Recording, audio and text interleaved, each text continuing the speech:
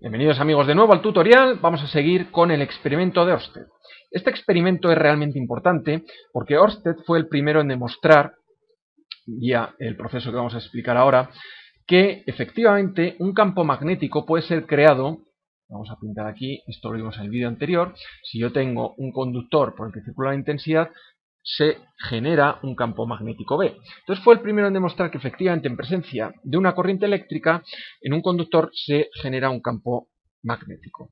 Hasta ahora habían sido solo suposiciones, pero Ørsted con el experimento que vamos a ver a continuación demostró que esto era así. Es decir, recordemos, campo magnético lo podíamos encontrar de forma natural en la Tierra o en un imán, pero también vimos que se podía encontrar gracias a se podía producir si teníamos cargas en movimiento. Bueno, pues esto es lo que va a demostrar Ørsted con el siguiente experimento. Él lo que hizo es, cogió una brújula. Las brújulas, ya sabemos, siguen campos magnéticos, es decir, si hay un campo magnético la brújula lo detecta, y bueno, pues la dejó en equilibrio. Ahora mismo esa brújula está apuntando hacia el sur magnético, la zona roja apuntaría hacia el sur magnético y la blanca apuntaría hacia el norte magnético. Bueno, pues lo deja ahí en equilibrio y lo que hace es, planteó un circuito eléctrico que vemos aquí, el cual este ramal lo alineó perfectamente con la dirección que estaba marcando la brújula. La brújula estaba marcando esta dirección que pinto en verde y él lo que hizo es alinear perfectamente el circuito eléctrico con esa dirección que marcaba la brújula.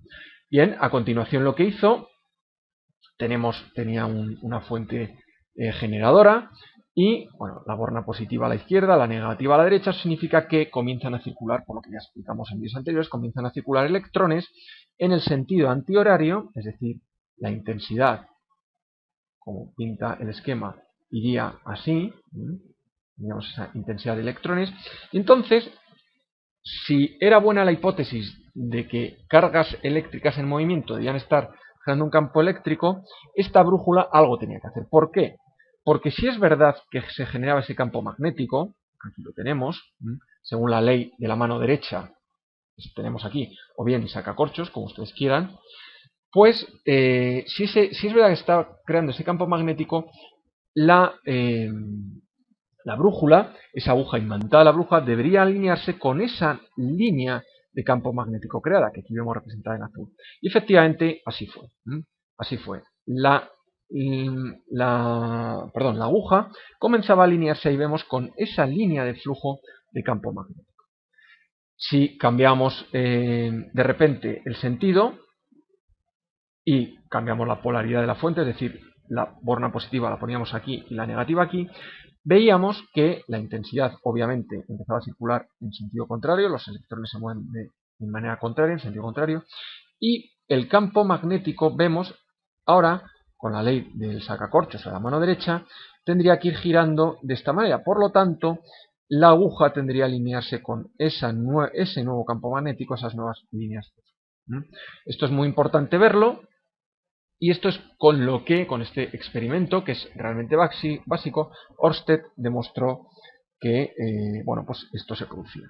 Podemos comentar alguna cosa más al experimento, y es que si ustedes lo hacen, verán que esta aguja o el campo magnético B será tanto más intenso, es decir, su módulo, el módulo de B será tanto mayor cuanto mayor sea la intensidad que está circulando.